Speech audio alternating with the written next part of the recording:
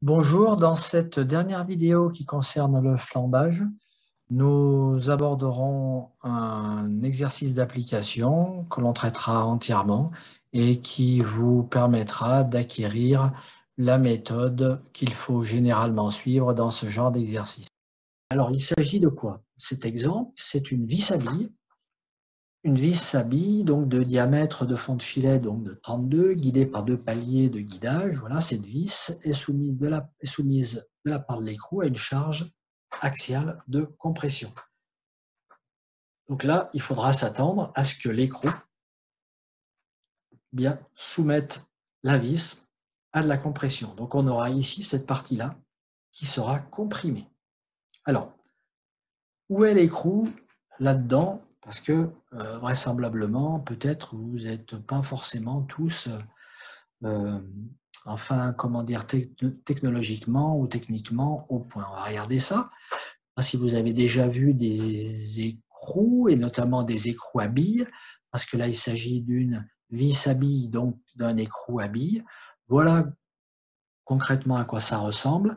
Vous allez avoir des chemins de roulement des billes, hein, et puis ici, vous avez les billes à l'intérieur. Ces billes, donc, elles restent à l'intérieur d'une capsule. C'est donc l'écrou. Et ces billes, lorsqu'elles circulent dans ces chemins de roulement, et lorsqu'elles arrivent ici, elles repartent par un chemin de recirculation pour retourner au départ. Et puis après, c'est reparti pour un tour jusqu'à ce qu'elles reviennent dans ce point-là, etc. L'intérêt de ceci, c'est qu'évidemment, on diminue très fortement les frottements. Il n'y a plus de frottement, il n'y a plus plutôt de frottement, hein, de glissement, et puis il y a plutôt du roulement et donc un, un rendement qui est nettement meilleur. Remarquez aussi que cette vis, elle a 4 filets, donc ce système vis-écrou est vraisemblablement réversible. Cela dit, en l'occurrence, dans notre exemple, ça n'a aucune importance. Voilà pour cette petite partie-là.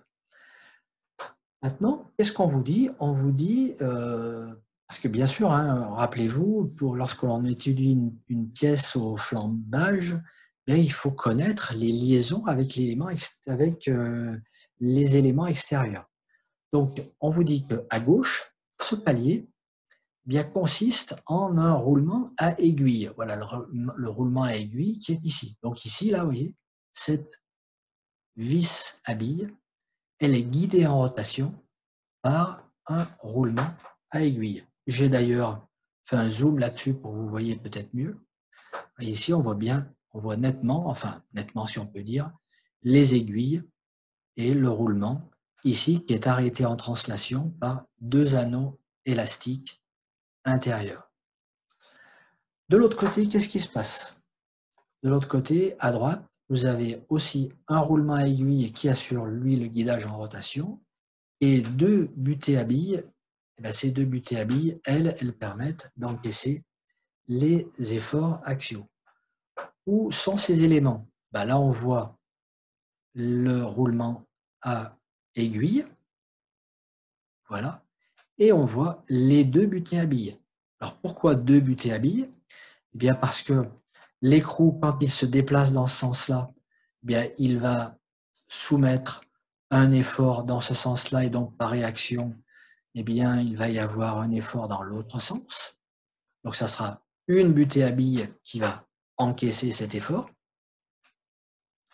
Et lorsque l'écrou se déplace dans l'autre sens, eh bien, ça sera l'autre butée à billes qui va encaisser ces efforts. Donc, on peut imaginer que dans ce cas-là, les efforts sont assez importants pour qu'on puisse savoir, pour qu'on ait des butées à billes de chaque côté. Alors, de quoi s'agit-il? On vous donne un certain nombre d'informations. Premièrement, l'écrou est au maximum à une longueur connue, hein, cette petite aile, vous voyez, de 1000 mm, c'est-à-dire 1 mètre du palier droit. Donc le palier droit, c'est celui-là. L'écrou, il est là. Donc je mesure. Hop, là, j'ai 1 mètre. Entre là et là, j'ai 1 mètre. Attention, ce n'est pas la longueur libre, hein. Ensuite, eh bien, les lancements critiques, donc fonction de la nature des matériaux, eh ben là, on vous donne, on vous le dit, hein, on vous dit, il est égal à 60, il faudra le prendre comme ceci. C'est plutôt bien. Résistance pratique de l'acier qui est considérée ici, eh bien, c'est la résistance pratique à la compression, elle est de 150 mégapascales. Bon, alors maintenant, on sait qu'il va falloir calculer la longueur libre. Alors, comment est-ce qu'on va faire? Donc, pourquoi calculer la longueur libre? Parce qu'on a besoin de calculer les lancements. Pourquoi calculer les lancements? Parce que je rappelle que le fait de calculer les lancements, ça va nous permettre de trouver la bonne formule et accessoirement de se dire, ah, du coup, cette pièce, en l'occurrence cette vis à billes, eh ben, elle ne sera pas soumise à du flambage. Ou si elle est soumise, jusqu'à quel effort je peux la soumettre avant d'arriver à une sollicitation de flambage qui, comme je l'ai déjà dit au début, est une situation qu'il faut éviter à tout prix puisque elle est génératrice de destruction du système. Donc, je vais avoir besoin de la longueur libre. Donc, longueur libre, je regarde les hypothèses qui ont été formulées. Ben, on dit que la vis est supposée encastrer par rapport au bâti côté droit. Ici, on va supposer qu'on a une liaison encastrement. En clair, là, le fait qu'il y ait à la fois un roulement à aiguille et puis deux butées à billes, on considère qu'il ne peut pas y avoir de déflexion. Donc, on va avoir quelque chose qui sera supposé être proche des caractéristiques d'une liaison encastrement. Et puis, libre du côté écrou. Pourquoi libre du côté écrou? Parce que en fait, cet écrou, quand il est lié à la partie qui est mobile, ben cet écrou, il est monté flottant, c'est-à-dire qu'il va avoir une certaine mobilité donc, dans le plan vertical. Donc, on va considérer, c'est donné dans les hypothèses, eh bien que la liaison, c'est ni une liaison rotule, ni une liaison encastrement, ni une liaison pivot, c'est une liaison libre. Alors, vous voyez, ici, c'est ce que j'ai fait apparaître en couleur, hein. Là, on a bien la liaison libre. Ici, on a la liaison donc encastrée. Donc, si on regarde ceci, on va avoir le cas numéro 2. Ce cas numéro 2, liaison encastrement, et en B, liaison libre. On va avoir ceci. Conclusion, la longueur libre, elle est égale à 2 fois L. Donc, au lieu de 1000, eh bien, on aura ici grand L qui sera égal à 2000. Bon, je n'ai pas encore pu finir de calculer les lancements parce qu'il me manque une valeur. C'est la valeur de ρ, c'est-à-dire du rayon de gyration. Le rayon de gyration, eh bien, c'est cette formule-là. Je rappelle, parce que théoriquement, vous avez quand même déjà dû voir ça, que le moment quadratique par rapport à cet axe, il est donné par cette formule. Donc, pi d4 divisé par 64. D, c'est quoi? C'est le diamètre. C'est le diamètre de cette vis. Et ce diamètre, il est donné. Donc, c'est pas difficile. On élève à la puissance 4 cette valeur-là. On multiplie par pi, on divise par 64. Et on a la valeur de IGZ. La surface, l'aire de la section, ça sera pi r au carré, ou pi d2 sur 4, au choix.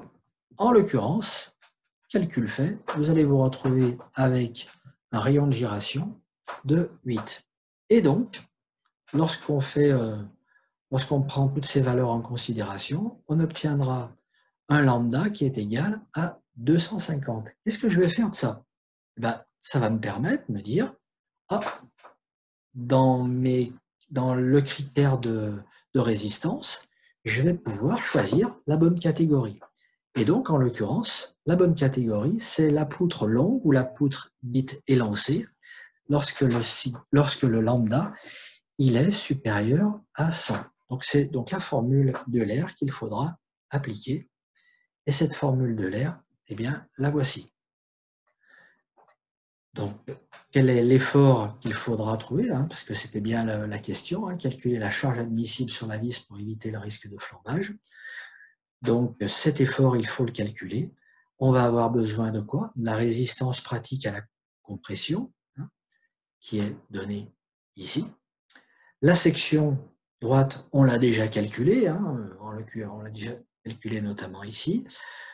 Le lambda, on l'a déjà calculé, le voilà. Et le lambda critique, c'est-à-dire les lancements critiques, on vous le donne ici.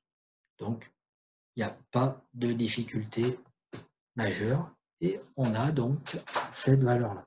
Cette valeur, c'est la valeur limite à partir de laquelle, eh bien, on pourrait rentrer dans une situation de flambage. Voilà, ce cours, cet exercice est maintenant fini. Si vous avez des questions, n'hésitez pas, communiquez, je suis là pour ça.